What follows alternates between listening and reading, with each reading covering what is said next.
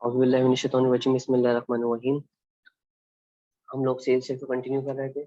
हम लोगों ने पढ़ी जीरो डेट सप्लाईज पढ़ी, एग्जाम गुड्स पढ़े, इसके अलावा थर्ड शेड्यूल पढ़ा कि रजिस्ट्रेशन कब अलाउ है कब अलाउ नहीं है। तो इसको थोड़ा सा हम समराइज करके पढ़ते हैं। For example zero rated supplies की सेक्शन कौन सा, हमारा सेक्शन 4 है। जीरो डेट सप्लाईज क्या होती हैं? ऐसी गुड्स जो मैं एक्सपोर्ट कर रहा हूँ कहाँ पे, फिफ्थ शेड्यूल के थ्रू। तो मेरे पास क्या था, जीरो डेट सप्लाईज था। या let's say for example stores of supply of stores provision consumption abroad to the conveyance proceeding or destination outside the Pakistan 24 वगैरह। मींस ऐसी चीजें जो मैं एक्सपोर्ट कर रहा हूँ पाकिस्तान से बाहर, वो क्या है मेरे लिए, जीरो डेट सप्लाई है। तो मींस मैं जीरो डेट सप्लाईज को पढ़ रहा होता हूँ कौन सेक्शन में, सेक्शन 4 के अंदर। शेड्यूल है मेरे पास ये फिफ्थ शेड्यूल के अंदर पढ़ रहा होता हूँ मैं। और ये क्या कहलाती है, zero rated supplies, zero rated supplies. Then उसके बाद हम लोगों ने पढ़ा था एग्जाम गुड्स। एग्जाम गुड्स जो होते हैं वो सेक्शन नंबर 13 है हमारे पास, सेक्शन 13 चैप्टर नंबर 2।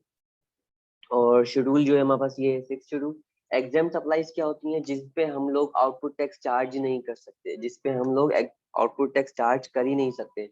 अगर आउटपुट टैक्स चार्ज नहीं कर सकते मीन्स इसका हम इनपुट टैक्स भी क्लेम नहीं कर सकते, इसका हम इनपुट टैक्स भी क्लेम नहीं कर सकते। लेकिन zero rated schedule, zero rated supply से क्या था कि हम लोग टैक्स चार्ज करेंगे, आउटपुट टैक्स चार्ज करेंगे लेकिन जीरो रेट पे। मींस करेंगे लेकिन जीरो रेट पे करेंगे। तो मींस अगर आउटपुट टैक्स एडजस्टमेंट है तो मींस आप इनपुट टैक्स भी क्या कर सकते हो, एडजस्टमेंट वो है। अगर आउटपुट टैक्स अलाउ है आपको चार्ज करना तो आप इनपुट टैक्स एडजस्टमेंट भी कर सकते हो। तो लेकिन सेक्शन नंबर 13 शेड्यूल जो है हमारे पास 6 शेड्यूल के अंदर हमें बिल्कुल अलाउ नहीं किया गया है कि आप क्या चार्ज करो, आप आउटपुट टैक्स चार्ज करो। तो ये कौन सी गुड्स है हमारे पास, एग्जाम सप्लाई से, एग्जाम सप्लाई से। देन उसके बाद हम लोग आए किसके ऊपर, थर्ड शेड्यूल के ऊपर। थर्ड शेड्यूल कौन सा शेड्यूल होता है, जिसके अंदर हम लोग बाय डिफॉल्ट क्या होता है, बाय डिफॉल्ट हम चार्ज कर रहे होते हैं अपना output tax on retail price. Retail price पे क्या होता है कि आउटपुट टैक्स चार्ज हो चुका होता है, मीन हम चार्ज कर लेते हैं, टैक्स लगा देते हैं उस पर, किस पे रिसीव कर लेते हैं, रिटेल प्राइस के ऊपर। तो ये शेड्यूल हम लोगों ने किस पे पढ़ा, ये हम लोगों ने पढ़ा सेक्शन 3 के अंदर, सब सेक्शन 2 है मेरे पास, और क्लॉज ए के अंदर शेड्यूल, इसको हम कहते हैं थर्ड। इसमें कौन सी सप्लाईज आती हैं, sales tax charge by manufacturer, by manufactured on retail price.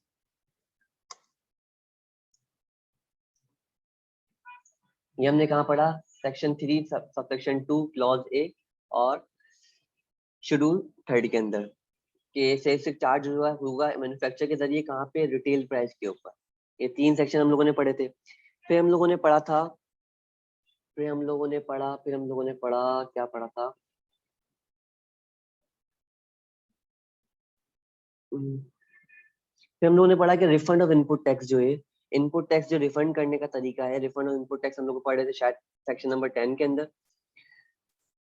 इसमें हम लोगों ने क्या पढ़ा, refund of input tax, refund of input tax.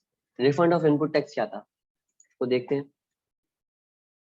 Refund of input tax मतलब after 45 days of filing of return, कि आपको जो इनपुट टैक्स का रिफंड मिले। रिफंड कौन सा है, इनपुट टैक्स का रिफंड जो आपने जीरो रेटेड पे दिया है, जो आपने जीरो रेटेड पे चार्ज पे अपना पे करके आए हो आप, इनपुट टैक्स जो आपको मिल रहा होगा, तो उसका रिफंड कब मिलेगा आपको। सेक्शन 10 को डील कर रहा होता है कि आपको 45 डेज के अंदर क्या दे, आपको रिफंड दे। लेकिन टैक्स वाला दे रहा है तो वो जितने भी डिफॉल्ट सरचार्ज वगैरह होंगे, कोई पेनल्टी वगैरह होंगे, वो क्या होगा, ऑलरेडी चार्ज करेगा, उसके बाद आपको देगा। डिफॉल्ट सरचार्ज, डिफॉल्ट सरचार्ज, ये हम सेक्शन किसमें पढ़ते हैं, जो मुझे टैक्स रेट बताए हुए होंगे ऑलरेडी उसने। ये हम डिफॉल्ट सरचार्ज पढ़ेंगे सेक्शन नंबर 34 के अंदर। तो इसको हम लिख लेते हैं कि डिफॉल्ट जो रेट्स ने बताए हुए हैं, जो ऑब्लिगेशन ने बताई हुई है, डिफॉल्ट, डिफॉल्ट एफ, तो मैं स्पेलिंग भूल जाता हूँ, F A L U L T, default surcharge.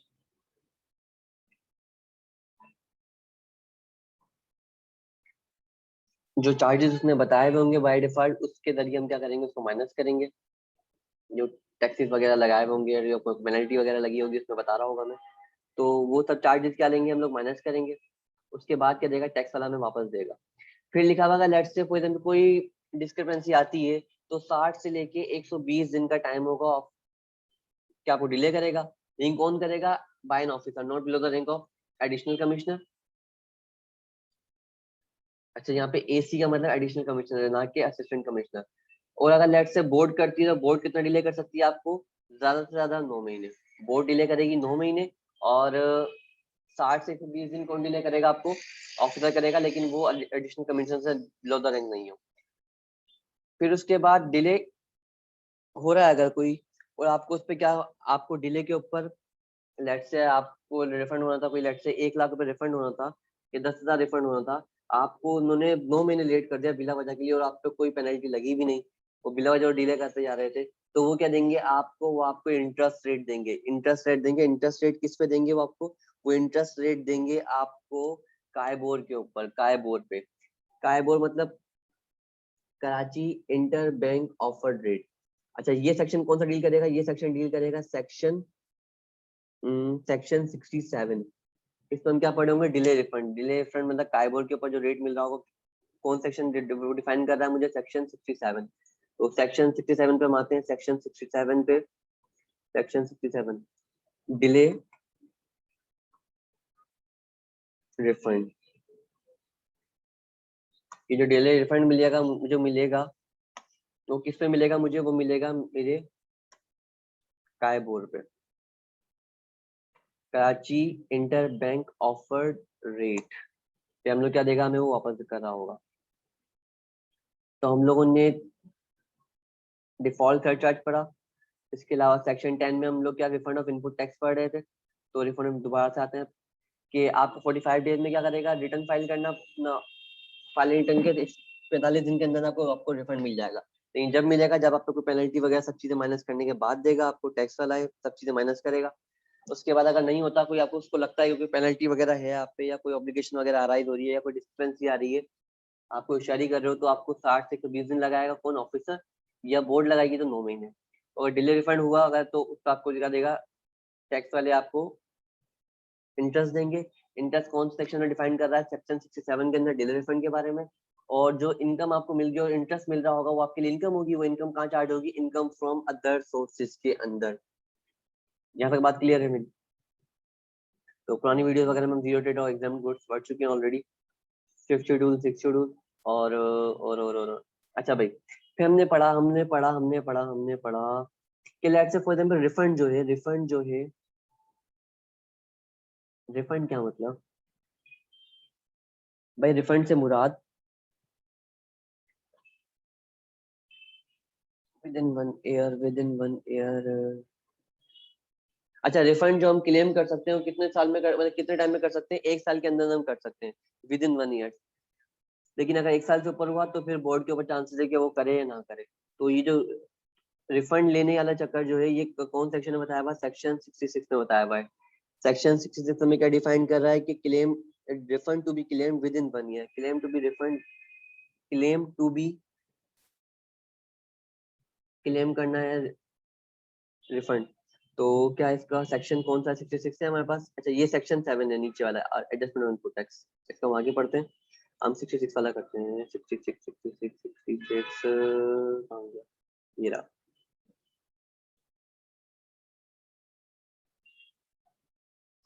Refund of, refund to be claimed within 1 year। लेकिन किस पे क्लेम कर रहे हो आप, जीरो रेटेड पे। क्या आप भूल जाते हो इन केस, तो आपके पास ऑप्शन है कितने, 1 साल का क्या आप क्लेम कर सकते हो।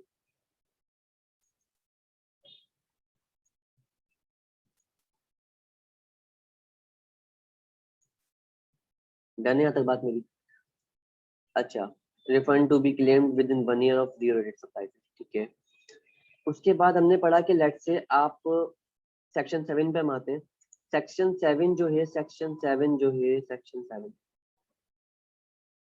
7 डील कर रहा है कि यार, आप जो इनपुट टैक्स से एडजस्टमेंट करोगे, इनपुट टैक्स से एडजस्टमेंट करने के लिए आपको दे रहा है जो, वो आपको 6 महीने के अंदर अंदर करनी है, वो आपको 6 महीने के अंदर अंदर करनी है। इसको हम पॉइंट को पढ़ते हैं यहाँ से अपने second chapter.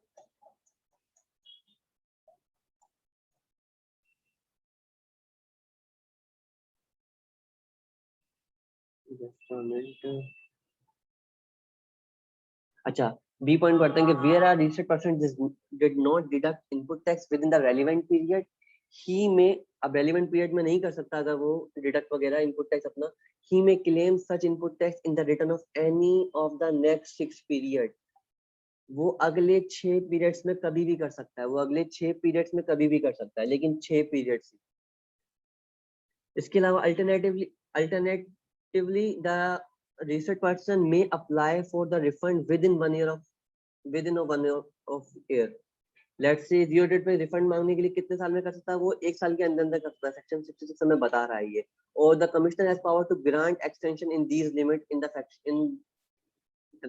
In these time limits in the special cases. वो कमिश्नर के पास ऑप्शन है, लेकिन आपके लिए क्या है, आपके लिए नॉर्मल 6 महीने अगर आपने इनपुट टैक्स क्लेम करना है, और रिफंड के लिए कितने महीने आपके पास, कितना टाइम आपके पास, 1 साल है। 1 साल के अंदर अंदर करना, नेक्स्ट नहीं लिखा हुआ है यहाँ पे, 1 साल के अंदर अंदर करना है। यहाँ पे 6 नेक्स्ट पीरियड लिखा हुआ है। तो 6 नेक्स्ट पीरियड वाली बात किसने कही है हमें, ये कही है हमें सेक्शन 7 का सबसेक्शन 1, सेक्शन 7 का सबसेक्शन 1 में,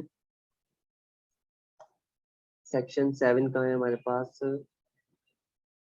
ये रहा सेक्शन 7 का सबसेक्शन 1 ने हमें क्या बताया है, adjustment of input tax.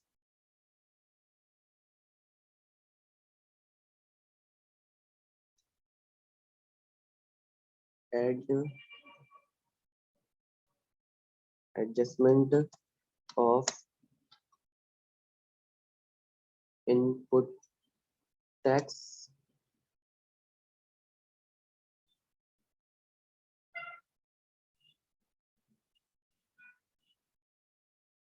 In next 6 periods. 6 periods मतलब इनका एक पीरियड 30 दिन का होगा, 1 महीने का। तो एडजस्टमेंट करनी है हमें कितने में, अगर आप इनपुट टैक्स क्लेम नहीं कर पाए इस साल, इनपुट टैक्स मींस क्लेम्ड, यहाँ पे ब्रैकेट कर देता हूँ,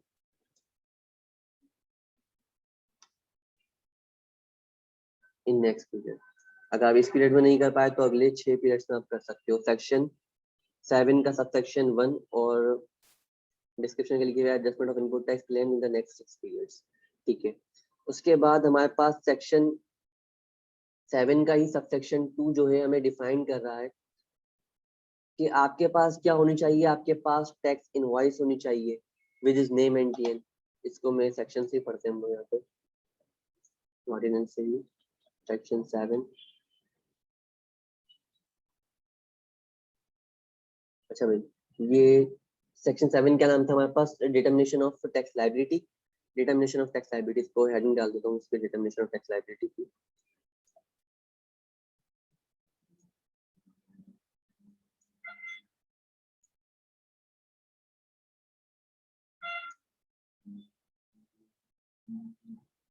डिटर्मिनेशन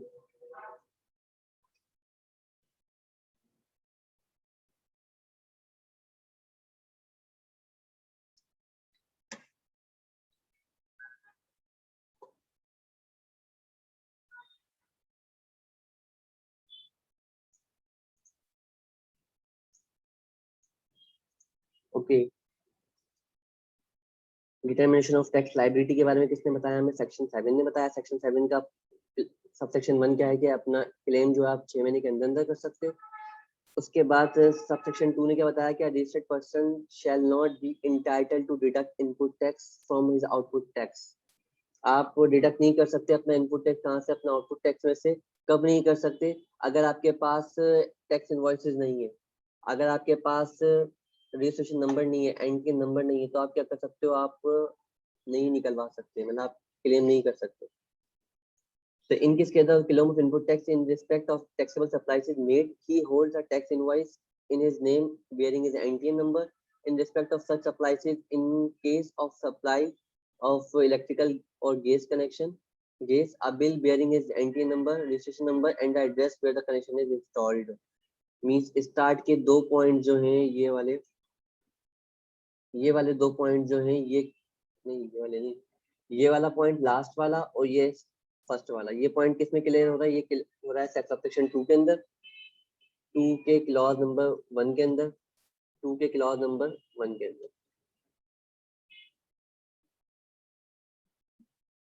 उसके बाद क्लॉज नंबर 2 में बोला है कि in case of the goods imported into Pakistan he hold his bill of entry, yeah, good declaration his name and showing his sales tax registration duty number, duty by the custom under the section 1979।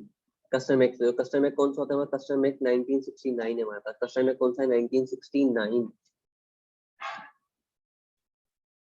और इसके अलावा option में ले रहे हो तो आपके पास क्या होना चाहिए? आपके पास हो गया, अगर आप ऑप्शन में ले रहे हो तो आपका ट्रेजरी चालान होना चाहिए, और आप डिक्लेरेशन में ले रहे हो तो आपके पास क्या मतलब, आप अगर इंपोर्ट कर रहे हो तो आपके गुड डिक्लेरेशन होनी चाहिए। ये गुड डिक्लेरेशन वाली बात किसने बताई है हमें? ये बताइए 2 के सबसेक्शन ओ क्लॉज ए 2 ने, और ये बताइए हमें 2 के सबसेक्शन 2 के क्लॉज नंबर 3 ने, if I am not wrong तो ठीक है। तो इसको हम जॉट डाउन कर लेते हैं अपने पास।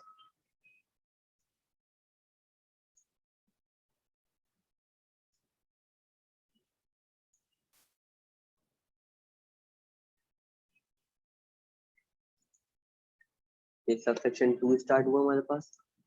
क्लॉज कौन सा था हमारे पास? क्लॉज 1 2 3, जिसमें इसने क्या बोला मुझे?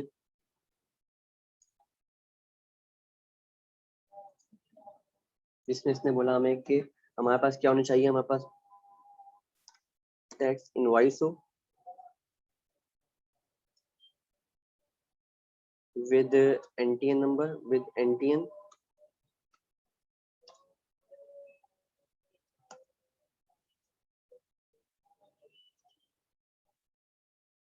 इलेक्ट्रिसिटी वाली बात करी, इंपोर्ट्स के बारे में बात करी, इंपोर्ट्स के लिए क्या गुड डिक्लेरेशन हो, और ऑप्शन की बात करी।